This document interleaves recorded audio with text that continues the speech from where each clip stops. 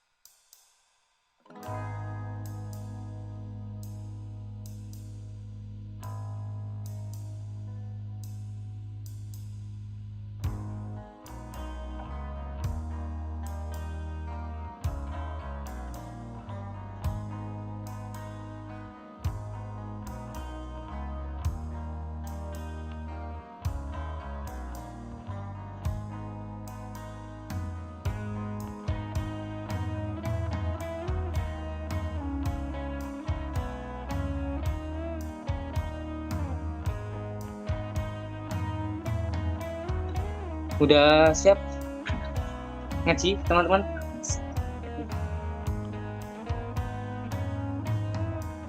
Syauki. Mari ya, 2 menit lagi kita mulai aja. Oke.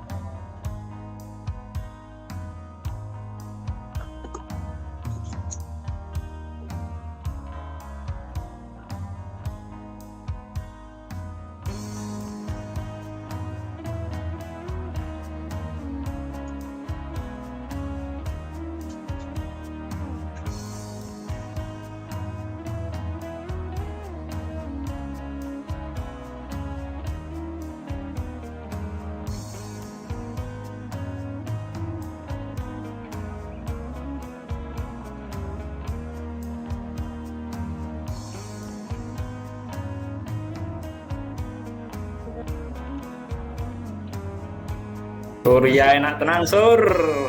Surya. Oh, Surya.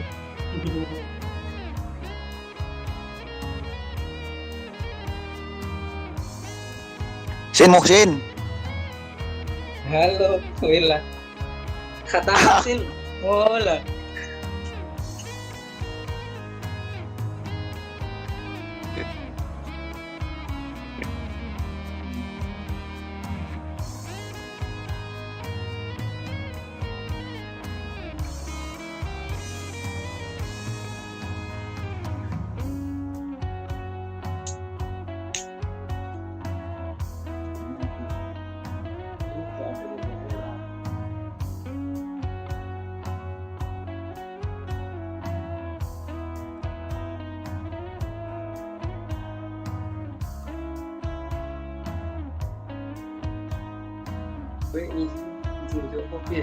Tunggu.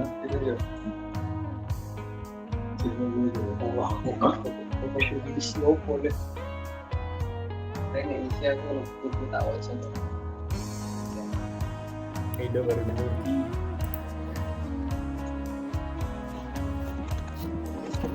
Kok gelap sekali.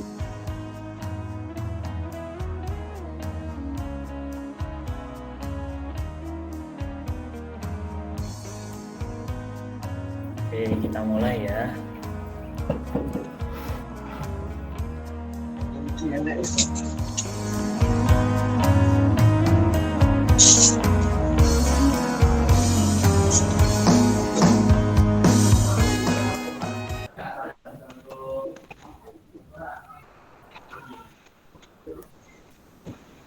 Ya, kita mulai dulu. Bismillahirrahmanirrahim. Assalamualaikum warahmatullahi wabarakatuh. Waalaikumsalam. Waalaikumsalam warahmatullahi wabarakatuh. Waalaikumsalam warahmatullahi wabarakatuh. Alhamdulillahirabbil alamin wa bihi nasta'inu ala umuri dunya waddin. Wassalatu wassalamu ala nabiyyina Muhammadin wa ala alihi washabbihi ajmain. Puji dan syukur kehadirat Allah Subhanahu wa taala yang telah memberikan kita rahmat, karunia-Nya serta hidayahnya sehingga kita bisa berjumpa kembali dalam kajian rutin kita yang mungkin kemarin Ramadan sudah vakum sampai bulan Syawal dan alhamdulillah di bulan Zulkaidah ini sudah kita mulai lagi. Sekarang kita masuk ke kajian MMX Mengaji ke sesi ke-11. Alhamdulillah kita sudah istiqomah ke-11 dengan pemateri kita malam hari ini adalah Mas Muhsin yang dulu Asmak dan sekarang di Tolodah Mahat Ali bin Abi Thalib.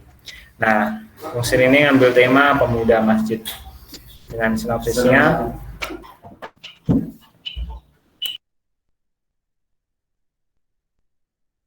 Oke.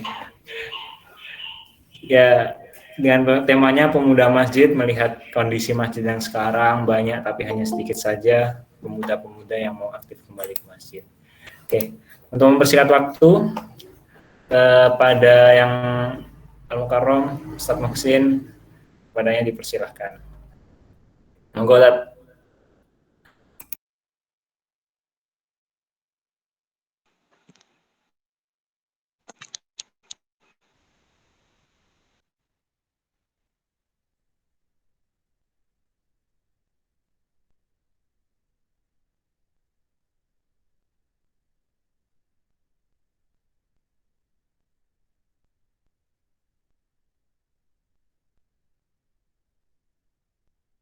Muhsin, di-unmute dulu, Muhsin.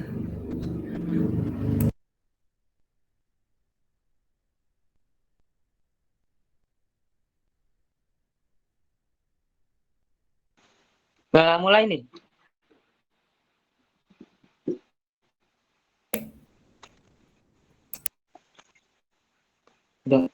Udah mulai belum?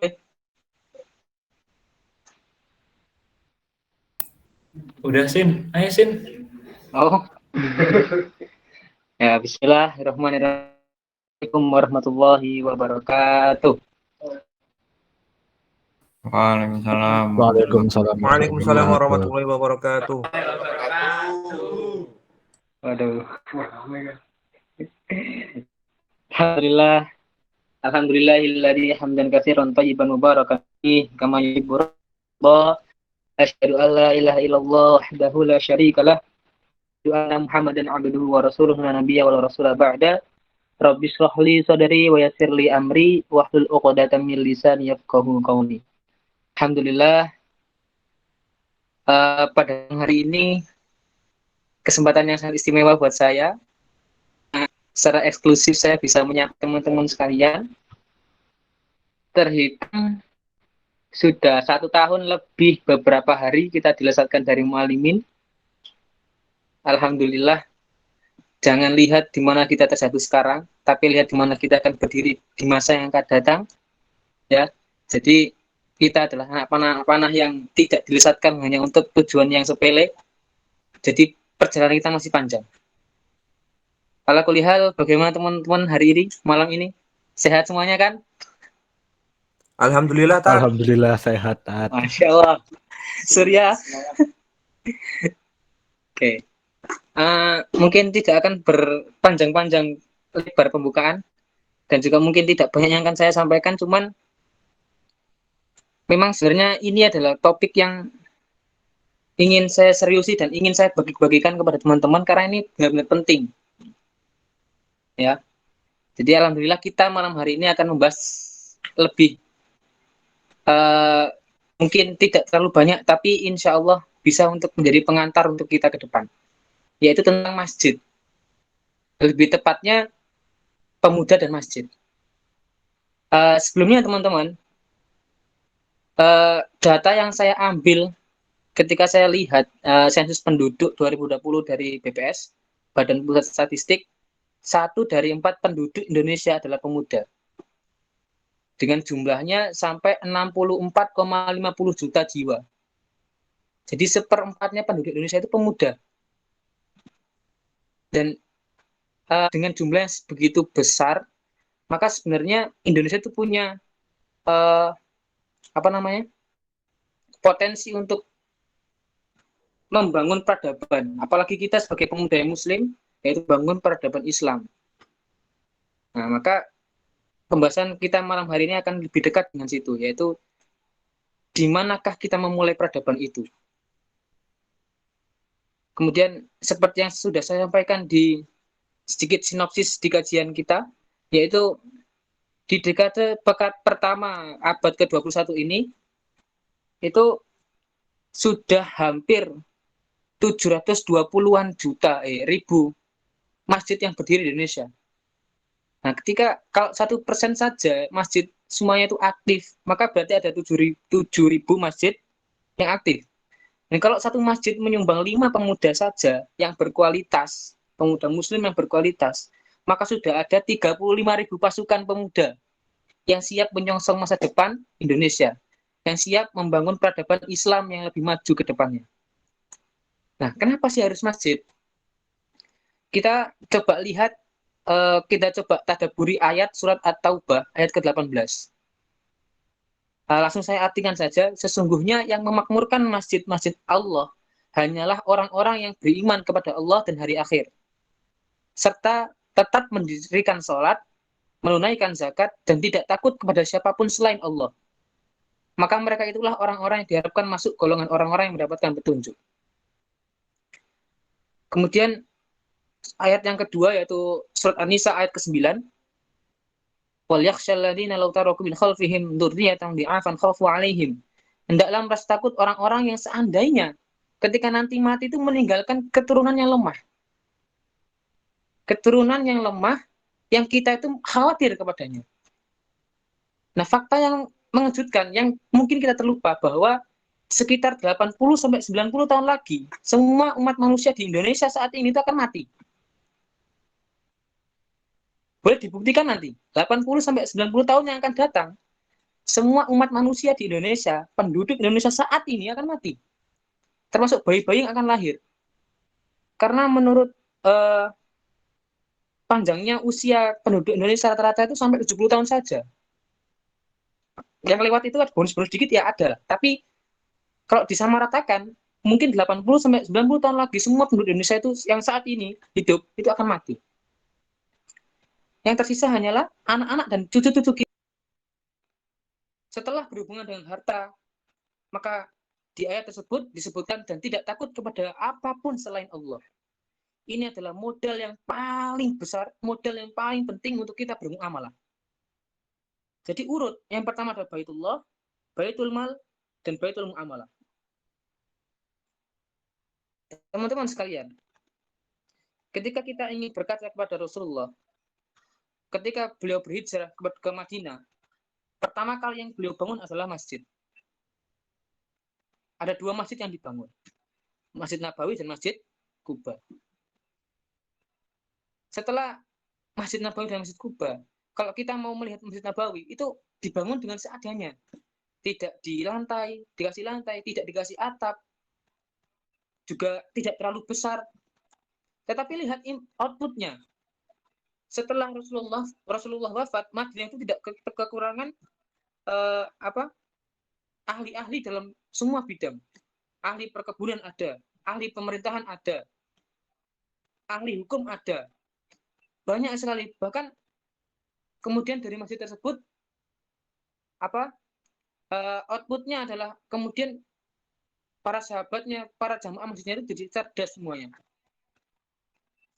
Nah, setelah kemudian Rasulullah mendirikan masjid, ketika kemudian pertama kali perang meletus, yaitu perang Badar, di situ kemudian Rasulullah membangun yang namanya Baitul Mal.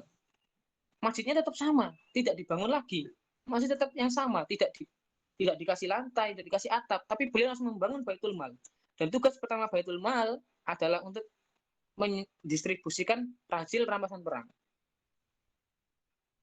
Sekarang teman-teman, kita langsung saja pada langsung coba kita ambil sebuah masalah. Termasuk yang pertama adalah pendidikan. Pendidikan Islam di Indonesia, kalau diperhatikan, pendidikan kita itu masih kalah kualitasnya dengan pendidikan orang-orang Kristen. Alasan yang pertama yang paling kelihatan, perbedaannya adalah ketika orang-orang Kristen itu akan mendirikan sekolah, ya, itu mereka itu sudah memikirkan dengan betul-betul dana yang akan menyongsong sekolah tersebut itu dari mana saja. Tidak pernah kekurangan dana. Akhirnya semua gurunya digaji dengan layak. Akhirnya gurunya pun bisa fokus mengajar dan akhirnya semuanya berjalan dengan baik. Berbeda dengan sekolah-sekolah Islam di Indonesia. Ketika berdiri mungkin tidak terlalu mementingkan dari mana dana itu berasal. Sokongan dana ini sudah kuat apa belum itu tidak dipermasalahkan. Akhirnya ketika berdiri dengan fasilitas yang seadanya, guru dibayar sedikit-dikitnya, seminimal-minimalnya, akhirnya gurunya pada tidak fokus mengajar dan akhirnya ya begitulah. Maka kenapa sih kok kita harus kembali ke masjid? Ada beberapa alasan yang ingin saya sampaikan. Yang pertama, hal pertama yang menjadi alasan penting kenapa kok kita harus kembali ke masjid adalah karena masjid adalah startup peradaban warisan Rasulullah. Itu tidak bisa dipungkiri. Ketika kita mengelola masjid dengan baik, berarti kita mempertahankan dan meneruskan warisan Rasulullah. Mengelola masjid adalah aktualisasi rasa cinta kita kepada Rasulullah Muhammad SAW. Jadi peninggalan Rasulullah yang sangat penting, yang kemudian dari situlah muncul peradaban Islam, bukan peradaban Arab, tapi peradaban Islam adalah dari masjid. Maka ketika kita senantiasa menjaga masjid, sampai sekarang kita bagaimana caranya memakmurkan masjid seperti Rasulullah memakmurkan Masjid Nabawi dulu, maka disitulah kita sebenarnya telah menunjukkan rasa cinta kita kepada Rasulullah, yaitu dengan mewarisi startup peradaban Rasulullah, yaitu adalah masjid. Itu yang pertama. Jadi ketika kita lulus mu'alimin kemudian buta dengan masjid, ketika dimintai tolong untuk meramaikan masjid, memakmurkan masjid kita enggan, maka kita harus bertanya kembali, gimana sebenarnya kita mulai untuk mengabdi kepada masyarakat kalau tidak di masjid? Dari mana kita akan memulai dakwah kalau tidak dari masjid? Maka kembalilah ke masjid, karena disitulah warisan penting Rasulullah untuk membangun umat, membangun peradaban. Itu alasan yang pertama. Alasan yang kedua, karena masjid itu telah dan tetap mampu memberikan kontribusi kemajuan peradaban umat manusia. Bayangkan, 1400 tahun yang lalu hingga detik ini, itu banyak sekali masjid yang dari masjid itu kemudian timbul peradaban yang sangat gemilang. Dari Nabawi didirikan Rasulullah, kemudian didirikan Baitul Mal. Dari situ, dari jamaah-jamaah Nabawi itu kemudian setelah ada Baitul Mal, ekonominya semakin membaik, disitulah orang-orang masjid yang membuat pasar. Jadi bukan orang-orang pasar yang kemudian jamaah di masjid, tapi jamaah masjid yang membuat pasar. Akhirnya unik. Peraturan di pasar Nabawi itu, di pasar Madinah itu, harus jujur dan sebagainya. Nah ini yang kita lupakan. Kita lihat di Indonesia sekarang, justru orang-orang pasar yang kemudian membangun masjid.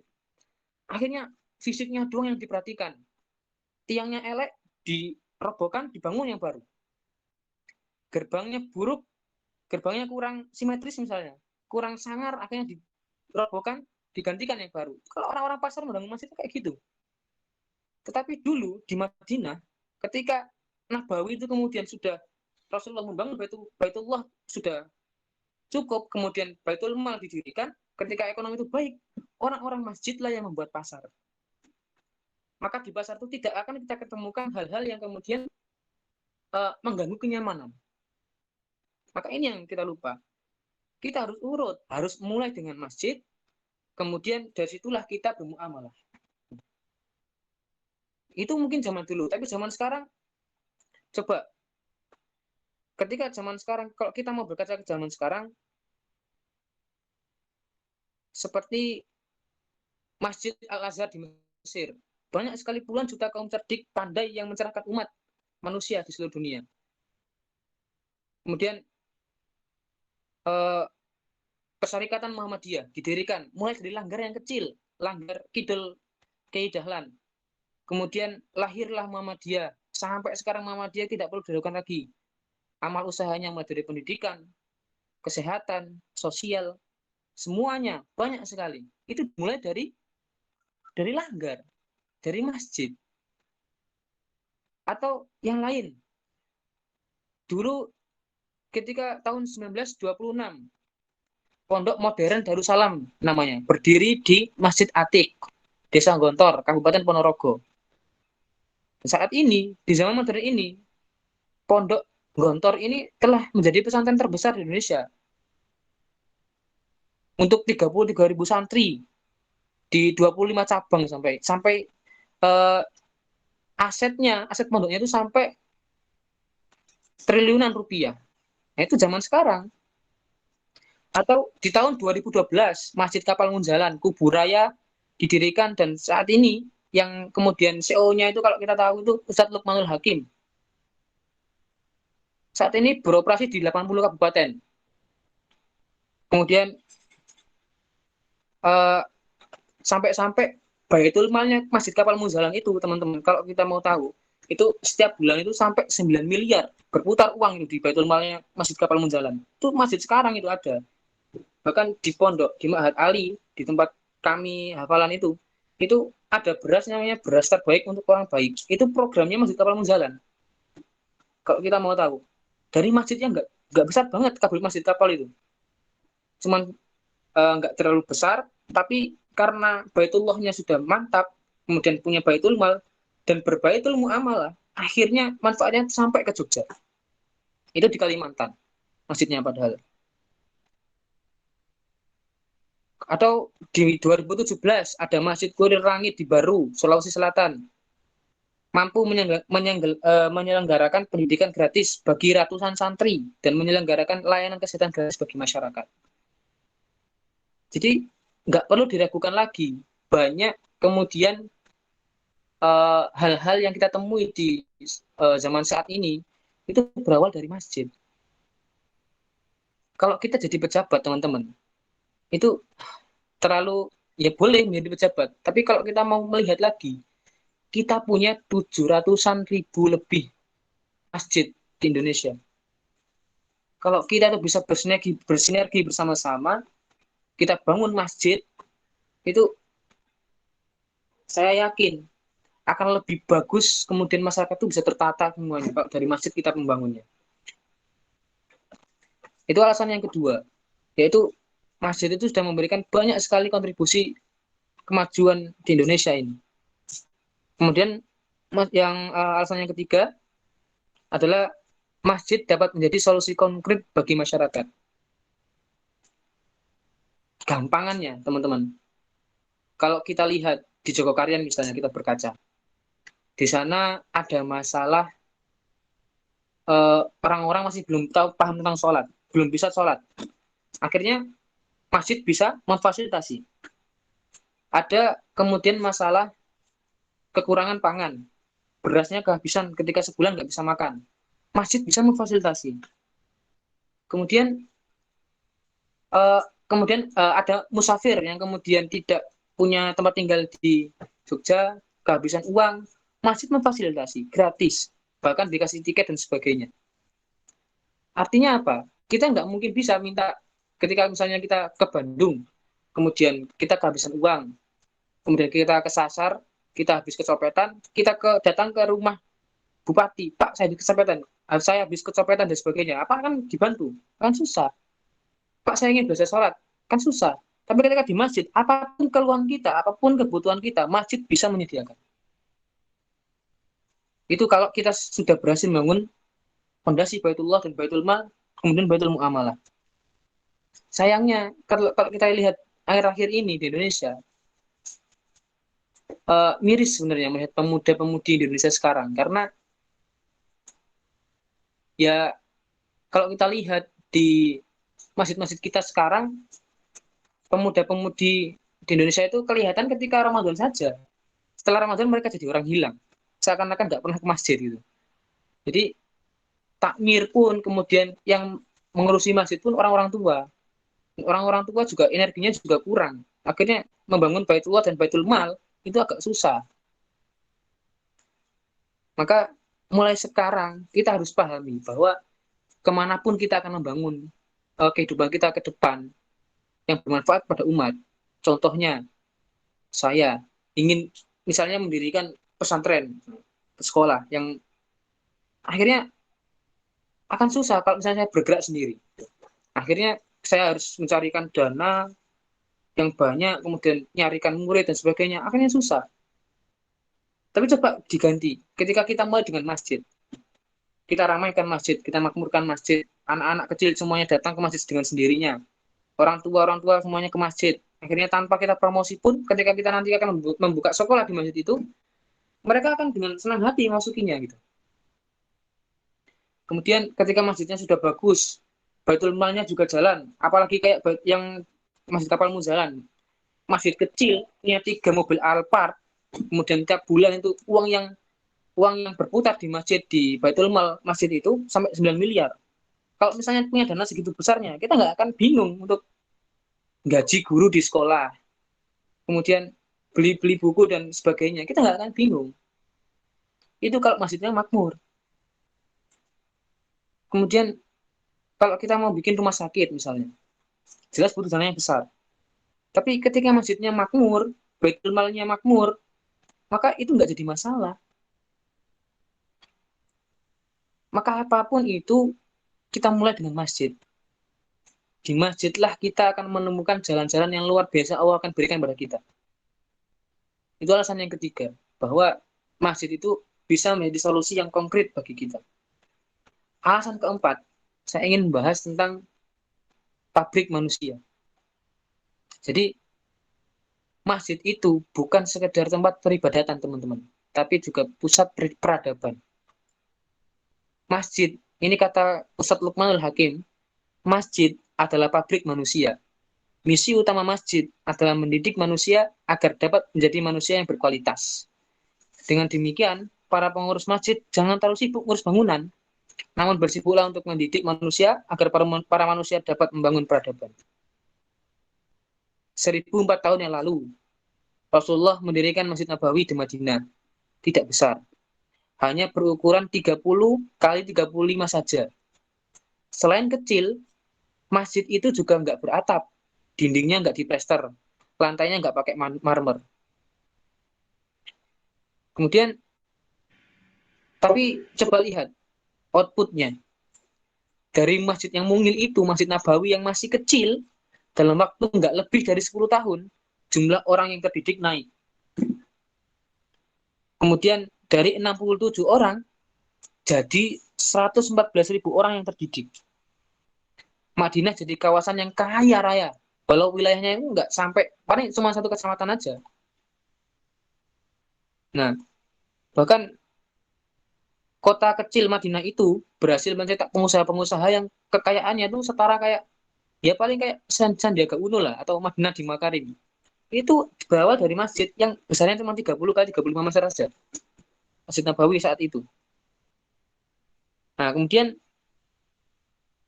outputnya kayak misalnya ahli tata negara berkualitas dunia kayak Abu Bakar, Umar, Utsman, Ali, Abu Hurairah dan sebagainya. Ahli strategi perang juga ada. Pemudinya Aisyah misalnya, dalam usia yang belasan tahun aja, setara dengan anak-anak SMA, sudah mampu menjadi ahli hukum.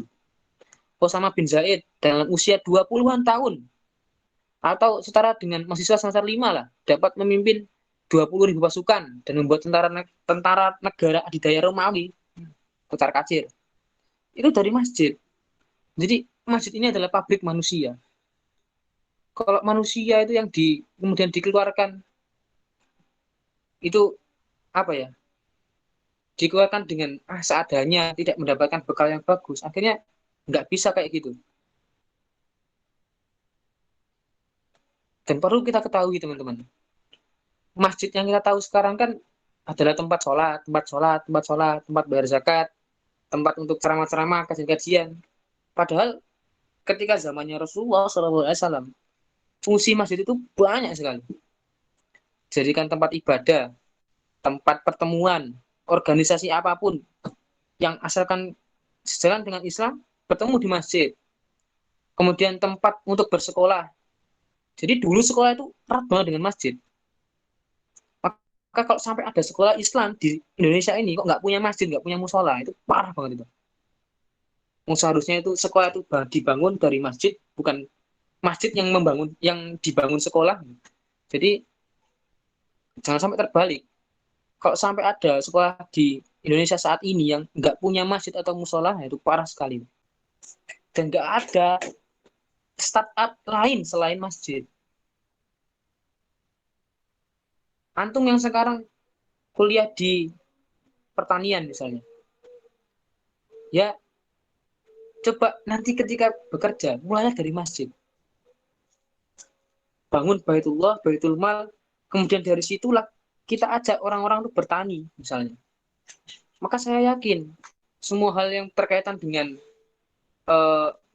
kerjasama, berkaitan dengan pekerja, berkaitan dengan uang dan sebagainya itu akan beres karena masjid yang sudah menjamin itu. Gitu. Jadi pesan saya, apapun yang tujuan yang ingin kita capai, mulailah dari masjid. Kita ingin membangun pasar, mulailah dari masjid. Masjid yang membangun toko, jangan toko yang kemudian membangun masjid. Kita ingin membangun sekolah, membangun pesantren. Jangan bangun asramanya dulu, bangun masjidnya dulu. Bangun masjidnya dulu, bangun jamaahnya dulu. Kita ingin membangun penginapan, pengen membangun apapun itu, rumah makan dan sebagainya, bangunlah dari masjid dulu. Saya yakin ketika dimulai dari kita bisa memulai dari masjid, maka halangan apapun nanti di masa depan akan terjawab. Kita nggak akan sibuk mikir-mikir itu lagi. Joko Karyan itu nggak akan bingung ketika dia ingin mengadakan kampung Ramadan Joko Karyan. Karena dari jamaah yang sudah makmur, punya Baitul Mal yang juga makmur, pesat perkembangannya, maka dana itu mengalir dengan sendirinya. Masjid Kapal Munjaran di Kalimantan yang didirikan sama Ustadz Lukmanul Hakim, CEO-nya, bahkan nggak cuma di Kalimantan aja, sampai di Jogja, di provinsi-provinsi yang lain, itu merasakan manfaatnya. Bayangin, nggak terlalu besar Masjid Kapal Munjaran itu, tapi punya 3 mobil Alphard, dan setiap bulan uang yang berputar di Baitul Mal sampai 9 miliar loh. Itu kalau nggak di masjid nggak ada kayak gitu. Maka pesan saya, dimanapun kalian, mau tujuan apapun nanti kita ya, mau mendirikan sekolah dan sebagainya, mulailah dari masjid, teman-teman. Dari sekarang kita mulai bangun dari masjid. Nggak perlu banyak-banyak demand dari kita sendiri gitu. Jadi ketika kita membahas peradaban, membahas kemenangan, itu dimulai dari Al-Quran. Itu disebutkan dari nggak terlalu banyak. Kam min fi'atin qalilatin walabat fi'atan katsiratan biidznillah. Jadi cukup dengan izzah, bahkan fi'ah segolongan yang kecil bisa mengalahkan yang besar. Jadi sekali lagi teman-teman, terakhir saya katakan, jangan bingung di masjid. Jadikan apapun kegiatan kita itu berada di masjid. Apapun kegiatan kita ternilai ibadah, dan apapun tujuan kita mulailah dari masjid. Intinya itu. Sebenarnya banyak sekali alasan-alasan lain yang bisa membuka pikiran teman-teman yang sekarang bingung, ini dari mana. Maka saya katakan jangan bingung teman-teman. Tetap kembalilah ke masjid, mulailah dari masjid. Hadanallahu wa iyyakum ajma'in. Mungkin cukup itu saja dari saya. Jadi mohon maaf kalau misalnya kurang tertata apa yang saya sampaikan, tapi insya Allah kalau teman-teman tertarik, kita bisa diskusi lebih lanjut tentang masjid ini, tentang membangun peradaban. Kita yakin sih kalau kita mau bersama-sama, kita pasti bisa. Insya Allah. Allahu Akbar. Hadanallahu wa iyyakum ajma'in. Wassalamualaikum warahmatullahi wabarakatuh. Waalaikumsalam warahmatullahi wabarakatuh. Terima kasih kepada Ustaz Muhsin atas penyampaian materinya. Ya, pada intinya semua peradaban itu berawal dari masjid kalau kita mau melihat sejarah. Dan coba kita bangkitkan lagi semangat kita ke masjid, menghidupkan masjid kita ya untuk mengulang lagi sejarah yang dulu. Nah, untuk teman-teman yang mau on-cam, mau di SS, ya silahkan bisa on-cam dulu. Kembali menunggu pengumumannya. Hasil. Oke. Ya, 1 hiji 2 3. Oke, bisa nih. Lu. Oke. Sip. Masih teman-teman, untuk malam hari ini terima kasih Muhsin. Alhamdulillah kita udah ke 11. Insyaallah 2 minggu lagi kita dengan pemateri yang berbeda. Syukron ala husni ihtimamikum. Terima kasih kepada Muhsin. Ya. Kita tutup dengan hamdalah. Alhamdulillahirabbil alamin. Oke. Tutup. Apabila ada tutur kata yang kurang tertata mohon maaf. Assalamualaikum warahmatullahi wabarakatuh. Waalaikumsalam warahmatullahi wabarakatuh. Lo ndak ada jawab toh iki. Wes Aisyah cuy. Mantap sekali. PC. Oh iya tak PC. betul hari iki ya. Aduh, halo. Hai Ke. Hai semua. Akhiri ya.